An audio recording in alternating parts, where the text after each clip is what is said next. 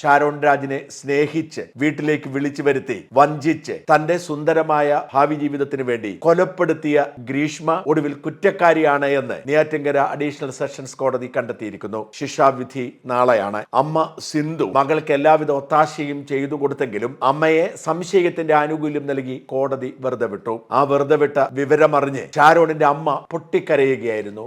ആ സ്ത്രീ ഒരു അമ്മയല്ലേ, അപ്പൊ മകൾക്ക് കൂട്ടു നിന്നതല്ലേ, അപ്പൊ അവളെയും ശിക്ഷിക്കേണ്ടതല്ലേ.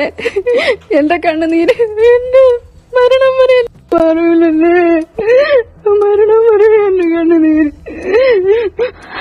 അവളും വേദന അനുഭവിക്കണം, ഇതിന് കൂട്ടുനിന്ന ആ സ്ത്രീ വേദന അനുഭവിക്കണമായിരുന്നു, അവർക്ക് ശിക്ഷ കൊടുക്കണമായിരുന്നു.